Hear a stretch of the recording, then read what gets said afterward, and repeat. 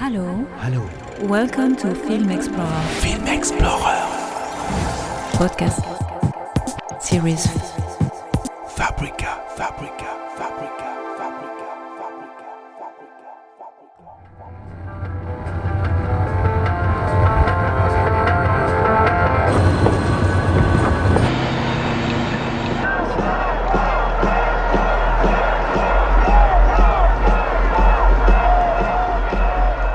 So welcome to the podcast series by Filmexplorer Fabrica.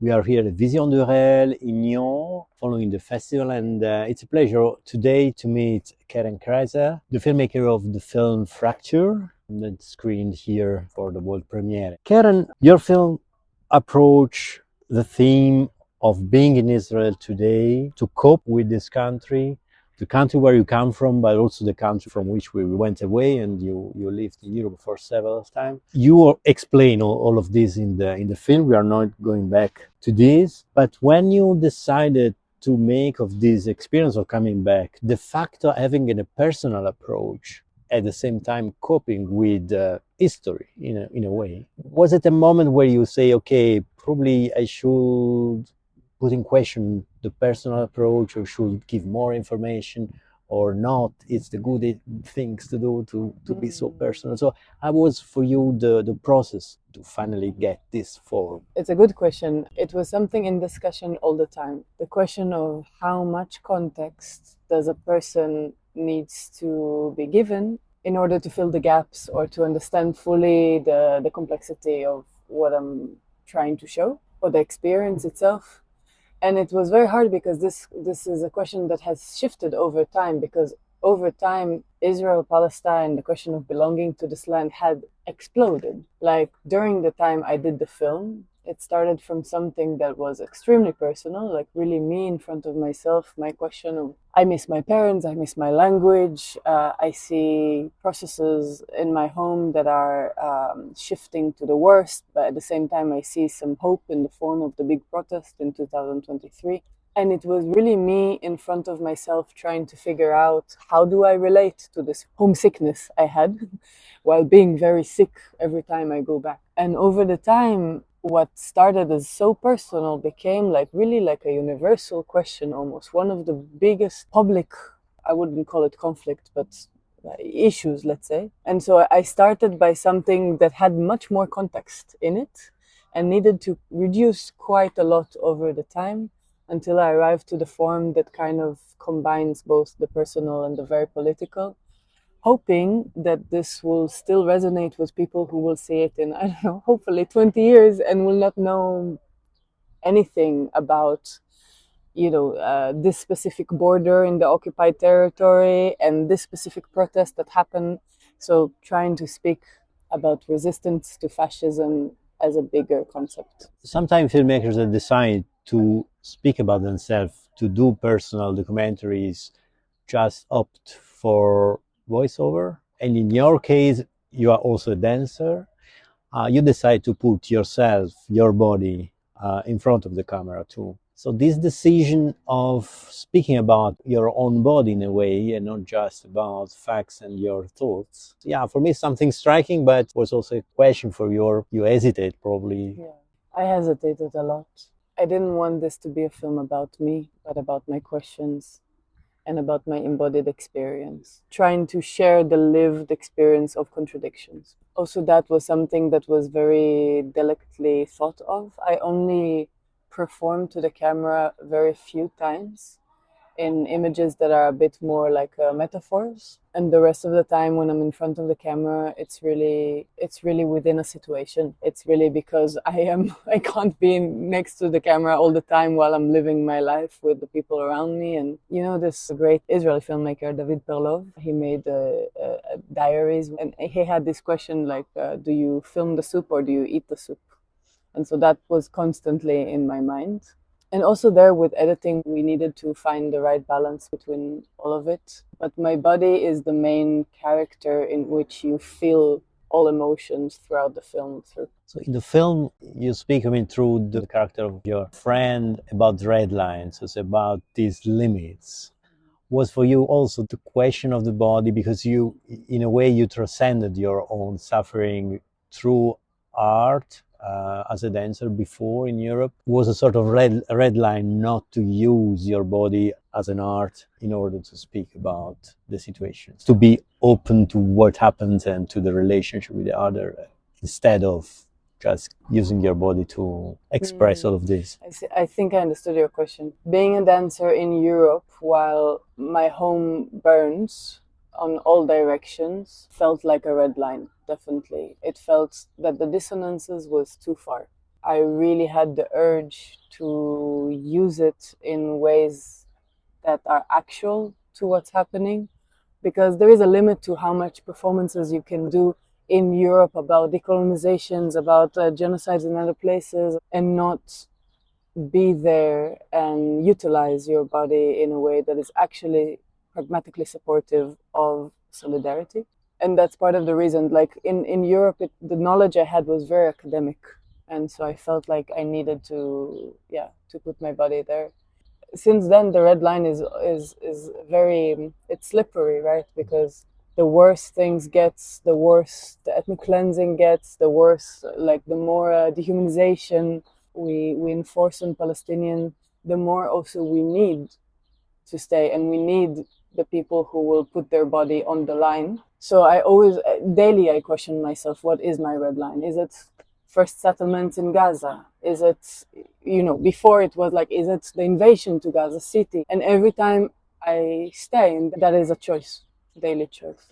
In this situation, I imagine you are overwhelmed of possibility of filming, of possibility of person that you want to film, situations you want to film, topics, etc. A documentary is dependent on a good casting. I think your film did a well job in a good casting, but how was this process? I took a very early decision that I don't film what already is in my life or what comes in my life. That means I didn't go and constructed scenes in the West Bank, but my journey took me to activism in the West Bank, so I started filming there. And it was sometimes very tempting because so much things were happening, and I was like, oh, that scene would be great in the film because it will show this and this and this.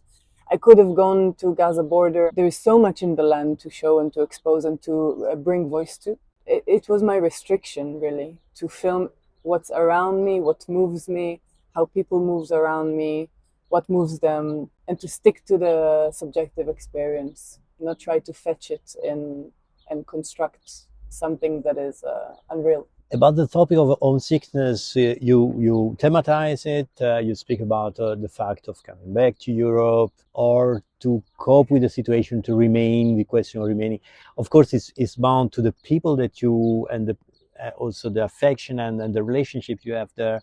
But at the same time, it's here also a question of the land.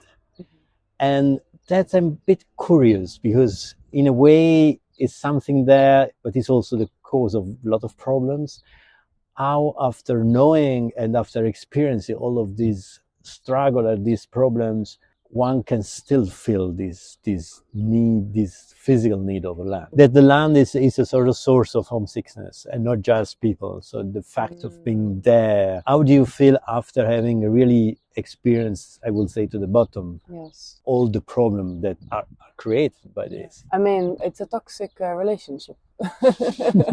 Sometimes we miss the thing that causes us a lot of pain, and definitely in this case cause a lot of people a lot of pain. I don't have this like romanticization of the land. I have a deep connection to the land, but it's more spiritual, and it's more because I love the people who feel they belong to this land. I feel the belonging to them and therefore to the land. But I try to not like fetishize the land, I guess, as many people do.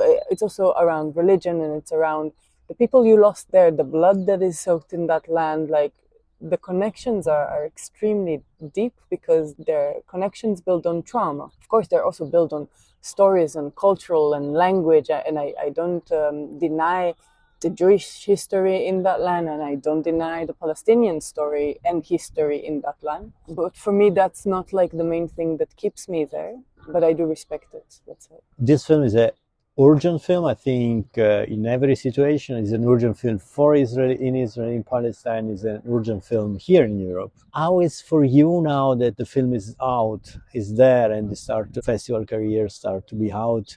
How is for you this commitment here in Europe that you know very well and there in Israel? I said it also in the Q&A. My biggest wish and my first urge now is to show it to Israeli audience. I mean, for sure, unfortunately, we live in the society in which people there will not see it unless there is any kind of stamp of quality from Europe. So I need to go through the circuit, and I'm so touched and in need of meeting European audience, because I also believe that this film, hopefully, kind of shed a light or help them to watch how they're watching it and to understand what the preconceptions they came with and how do they position themselves in front of what's happening from afar, yet with a lot of care and love to the people there.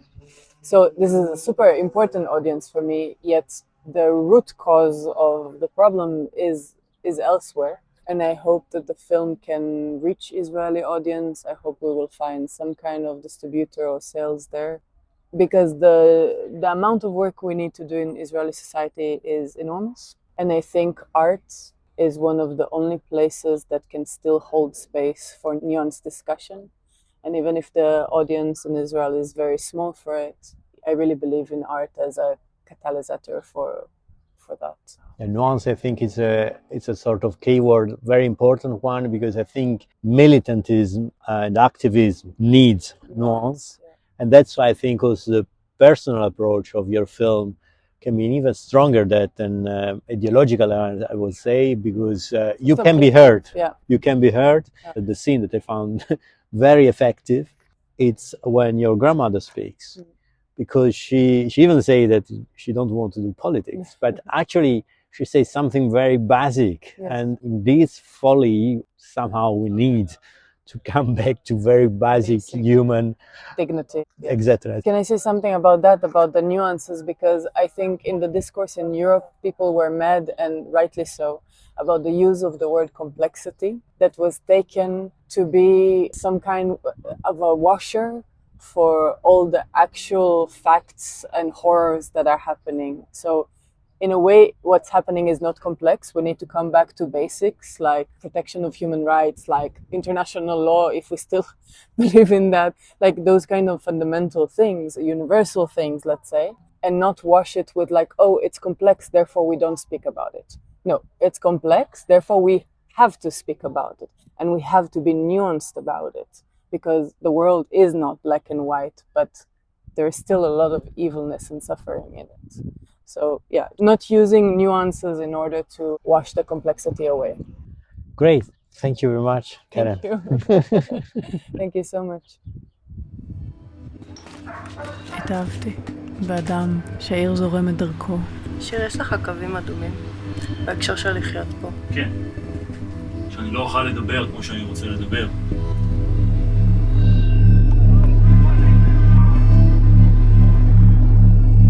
העיקר שאסור להשוות. בוודאי שמותר להשוות. מחסומים, מחסומים, מחסומים. שפת האם שלי הפכה לי לזרה.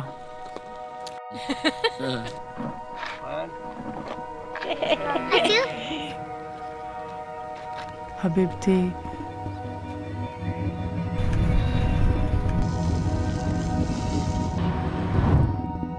I hope one day every absent will return. Filmexplorer. Thank you for listening to podcast series Fabrica.